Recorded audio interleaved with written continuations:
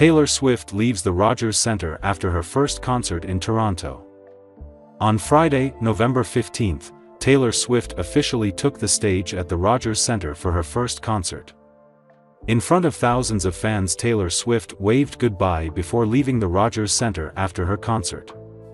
Groups of giddy Taylor Swift fans gathered outside the Rogers Centre on Thursday afternoon, many decked out in velvet, glitter and specially decorated outfits as they awaited the first Canadian date of the superstar's Eras tour. Songs by the chart topper blared over speakers as devotees wandered the grounds hours before the sold-out show, a global juggernaut that inspired myriad side events and tourism promotions in Toronto to capitalize on the singer's fervent following.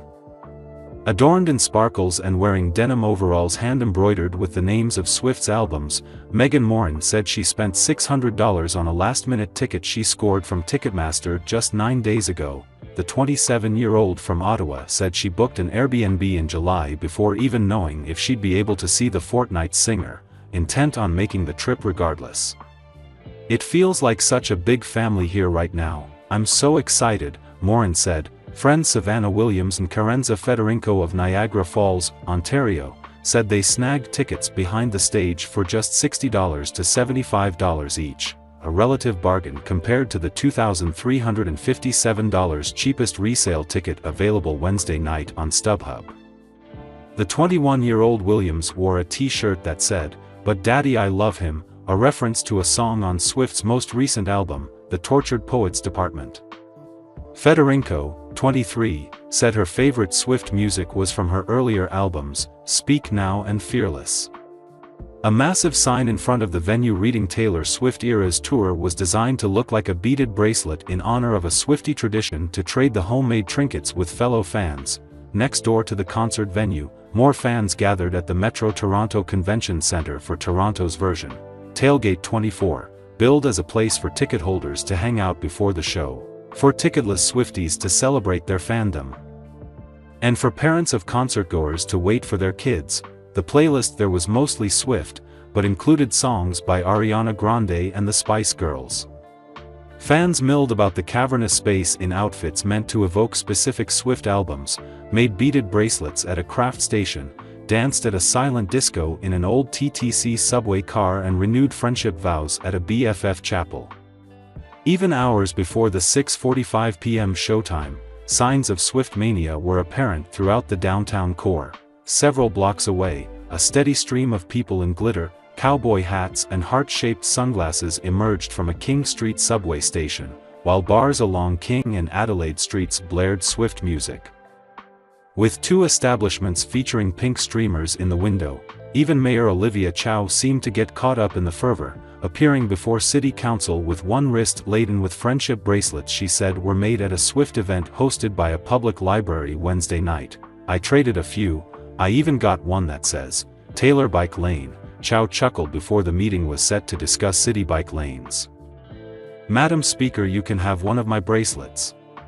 Thousands of fans and onlookers were expected to flood the concert zone for shows Thursday, Friday and Saturday, spurring the city to restrict traffic on a number of streets and close some roadways around the show's end.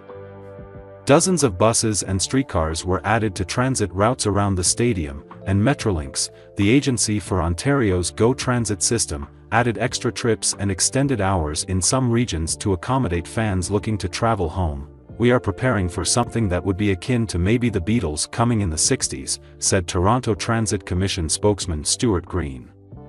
Donna Kelce has opened up her Thanksgiving plans, and whether her son Travis Kelce will be bringing Taylor Swift. On Thursday, November 14th, the mother of two NFL players appeared on the Today Show, where she discussed her plans for the upcoming holiday on November 28th.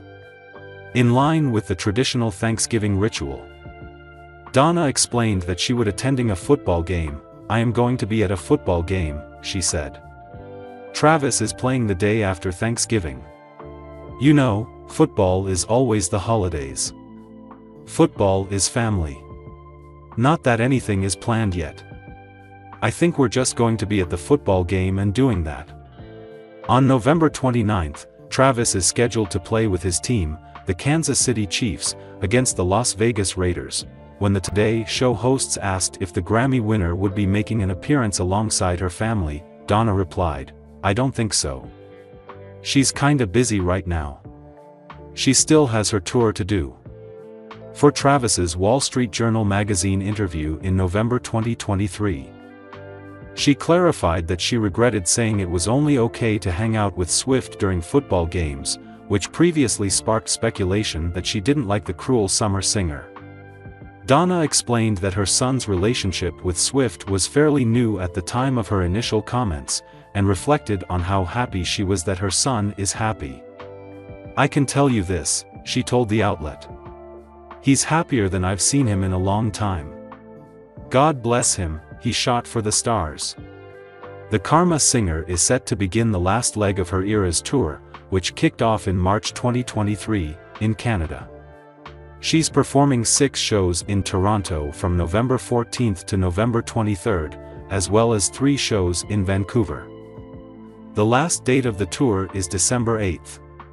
During the previous breaks in her tour, Swift has tried to attend every home game the Chiefs have played, in order to show her support for Travis. Although the Fortnite singer showed up to some away games last season, she has reportedly shied away from doing so this year due to the lack of security at other football stadiums. If she is going to a place that isn't Arrowhead, there are security concerns, a source previously told Page 6. She has worked with Arrowhead so many times, they feel at ease and comfortable. Going to all kinds of different stadiums, you need to send a team in advance. Most recently, Swift attended the Chiefs game against the Denver Broncos on November 10th, where Travis tied the Chiefs' touchdown record with his 76th career catch.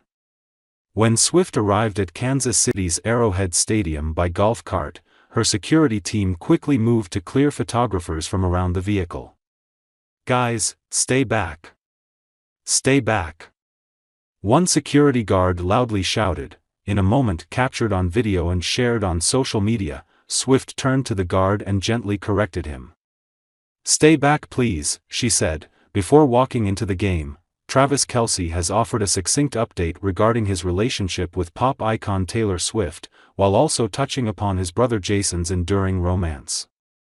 The two brothers share a strong familial bond, with Travis currently dating the chart-topping star, while Jason enjoys a blissful marriage to wife Kylie, with whom he is a proud father of 3 daughters. In a fresh segment titled Contour Line, a dating-centric offshoot of their popular podcast New Heights, Travis affirmed that both he and Jason are very happy in relationships. Their podcast has transformed into a relationship advice hotspot, attracting over 700 voicemails from fans seeking guidance on love. Despite their initial claim of being non-experts in the dating domain, Jason humorously adjusted his stance later in the episode, stating, "I shouldn't say we're not experts, we're kind of putting an end to that narrative," as reported by People. The much-publicized romance between Travis and Swift began last autumn when the pop sensation marked her presence at one of the Kansas City Chiefs' tight ends games, igniting public interest. Meanwhile, Jason's love story with Kylie commenced in 2014, culminating in their marriage in 2018, and they are the delighted parents of 3 young girls, 4-year-old Wyatt, 3-year-old Elliot, and 1-year-old Bennett. Swift made an appearance at Arrowhead Stadium just last weekend to cheer on Kelce and his team as they secured a victory against the Broncos, pushing their season record to a remarkable 9-0. It was a sight to behold as Swift watched her beau perform against the Broncos. In a noteworthy game, Kelce added another historic moment to his legacy with a touchdown that enabled him to notch up 76 career receptions, equaling the legendary Tony Gonzalez for the most touchdowns in franchise history. The celebration that followed included an exuberant spike of the ball. Following the game, fans were treated to images of Swift and Kelce enjoying the company of American tennis star and his partner Ian Broomfield in the VIP suite at Arrowhead Stadium, showcasing just how intertwined their worlds have become. While promoting her jewelry collaboration with Kendra Scott, Parton, 78, sang the Fortnite singer's praises to E!